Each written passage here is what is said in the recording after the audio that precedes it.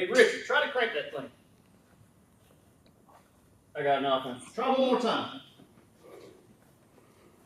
Nothing, dude. Dang it. I want to tell you something he does have right. He ain't got nothing.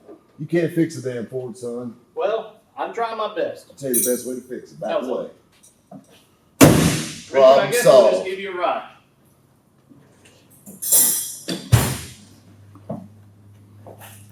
What's going on, guys? Welcome to Rabbit's Used Cars. You know, I'm giving my buddy the professor a hard time about his new vehicle purchase. I mean, I worry about him a lot. I really do. It keeps me up at night knowing he's riding around in this. This is the same man that I sold a LT4 6-speed collector's edition Corvette to. That is, I mean, damn it, Professor. You've got a steak in your carport at home and you're driving a damn Chicken McNugget. What the hell? I must admit, these Thunderbirds, I've owned two of them over the years. One was a quick flip, and I actually bought one that I drove for a little while. Now, keep in mind, they were pretty new when I bought it. I had a Neiman Marcus edition. And it's so funny because we just dropped stripper car flipper video. Cammie actually drove my car a little bit. You know, I let her drive it, and it's definitely a chick car. And she actually bumped a curb with it. Neiman Marcus cars had special wheels on them. They were a little different, and I remember trying to find that wheel, which was a nightmare. And as soon as I saw this car, it brought me right back to that moment. That's actually what brought up the bringing up the car flipper story again. So I guess the Thunderbird did bring back a good memory anyway. It's about all it's going to bring back. No resale. Thanks, Professor. These Thunderbirds are cool cars. You know, lots of fun stories with these T-Birds. Another quick flip story on these Thunderbirds. I've told this one a couple of times. You know, when everybody went crazy over the C8 Corvettes and, you know, the new Broncos and all this stuff, now and all this stuff. Well, back in 02, when these things came out, everybody went nuts over these and everybody started buying up acquisitions of them. We have a small Ford dealership here in town, little Podunk country dealership, and a guy bought an acquisition for a new Thunderbird. It was actually the light yellow with the yellow and black insides. It was actually a very pretty car.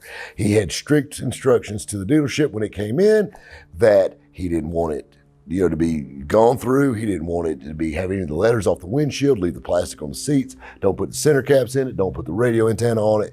He wanted to buy it just like it came off the truck. He didn't want it cleaned up or anything. He picked it up with a car trailer from this little dealership. He got his car probably about a month before anybody else could even get their hands on one. Keep in mind, you know, they were filling in orders, and so he got this car early. He did a little mean trick with it.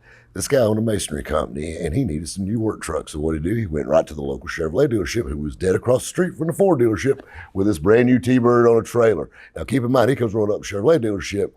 Every bloodthirsty salesman there walked out. Well, the owner of the dealership walks out, and he goes, "What's it going to take to get that car off that trailer?" He goes, "I'm looking for two nice work trucks." Well, guess what? He left that day with a 2500 HD work truck and a 1500 work truck, and he lost his little T-Bird in the battle. Well, what do? They clean it up. They put the antenna on it. They put the center caps in, and they put it on the front line at the used car lot at blah, blah, blah Chevrolet that's dead across the street from the Ford dealership. Now, keep in mind, the Ford place can't even get one, and they have one at the Chevrolet place on the used car lot. So needless to say, the phone calls, and I don't know how Ford people do, maybe telegraphs because they're kind of slow, but back and forth, going back and forth and all this stuff, raising all kinds of hell. How'd they get this car? Who sold them this car? Where did it go? All this stuff. So they finally figured it out. They actually went across the street. The man that owned the Ford dealership sent a salesman across the street and bought the car from them. Now, keep in mind, I just got a feeling they didn't get cut the best deal. Oh, hell, we'll let you have this thing, $500 over what we got in it. No. I'm sure they paid dear to get that little Thunderbird on their used car lot just to get it off of theirs. That was definitely rubbing a little salt in the wound, but it was a lot of fun while I was sitting there for about 2 days while they were trying to get this car. And long story short, this guy that ended up trading for the trucks is no longer welcome at this little small town Ford dealership because it stirred up quite a mess when they run the VIN number and found out where it came from.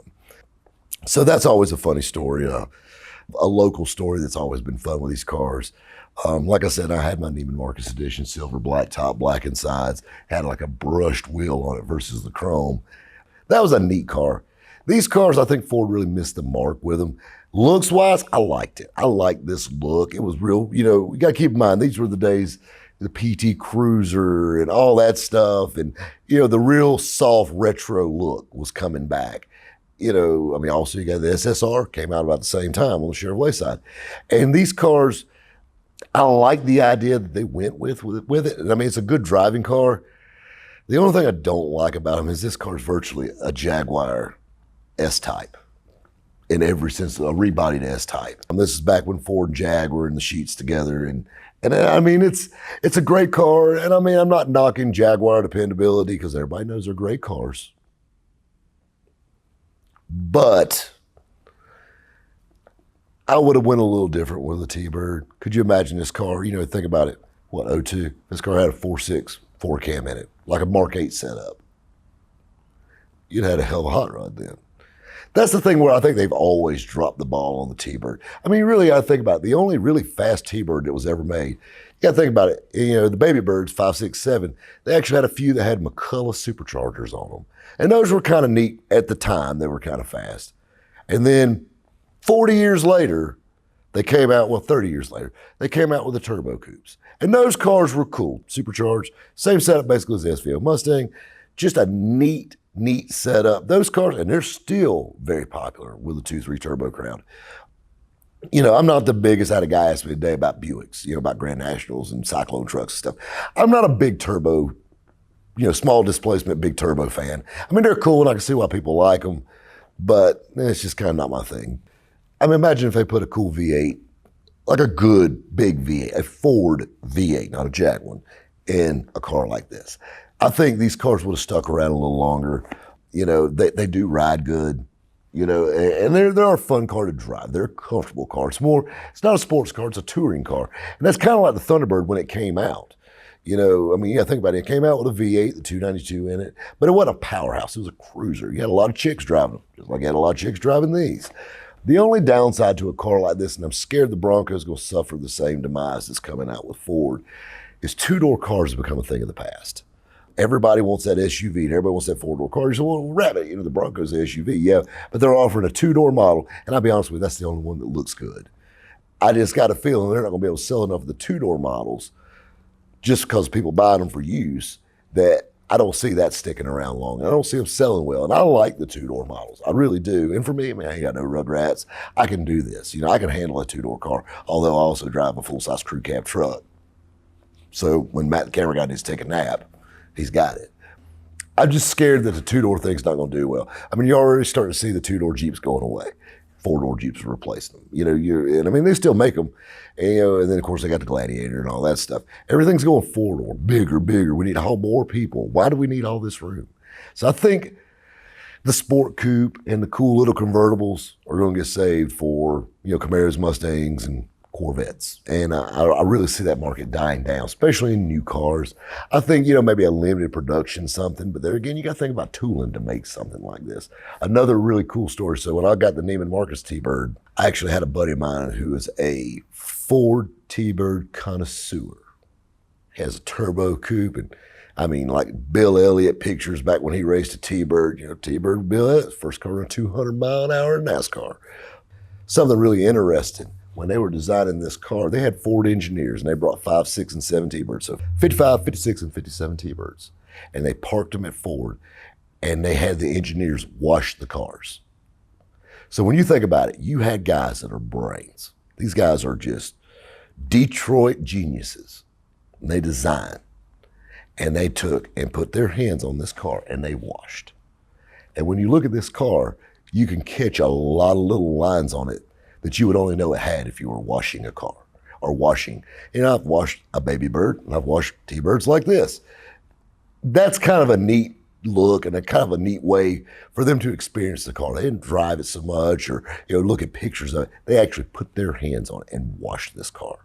And that's how they came up with a design for this redesigned Bird. It's kind of neat. I love the retro stuff. You know me, I like old stuff. But at the end of the day, save your money, buy you a Baby Bird. Guys, we'll catch you next time at Rabbit's Used Cars. It says Thunderbird V8. It says Thunderbird V8, but you know what it says? Jaguar. That's what it is. It's a Jaguar. Jaguar. It's a Jaguar. And the bad thing is it's not one of the good Jaguars either. I said, I'm going to wash my truck. I'll get my step ladder out. I wash the truck. You know what I find? Some chips. You caught me. I got a damn rock chip. I got a damn rock chip. But you know what? We got your top back safely. But you know what it was? It was from Thank that you. gated community we went to. Yeah, exactly. Yeah, this damn gated community had sheep behind the gate. A bunch of We I thought like old people in retirement homes and strippers drove these damn things. I don't know. This thing looks English. Yeah, this Looks thing like right, spaghetti. this thing looks like part of a damn pipe organ. What the I hell? don't even know what that is. Yeah. That's not a driveway. It was. It's not a driveway. A f***ing mountain goat would have had a hard time walking through there. You know, I bought a damn lifted Z71. I bought a lifted Z71 to pick up chicks at the f***ing mall. Away from Yeah, it. let's do this right here because this Yeah, thing this- is this- a little. How much better it looks? Non-functional hood scoop because.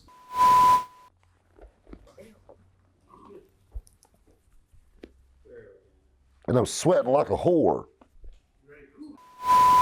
Hey Richard, I got you a ride for the weekend. I know you can pick up the ladies better with this than you can that. Will this thing do a wheel stand? Oh, it definitely will. It's got wheelie bars, brother. Right off into the sunset and pick up some women.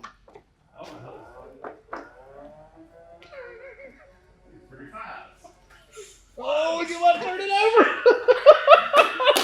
Where's your reverse? Push it back. I got the whole set. Pull the handle back. Oh, shit. Damn! No!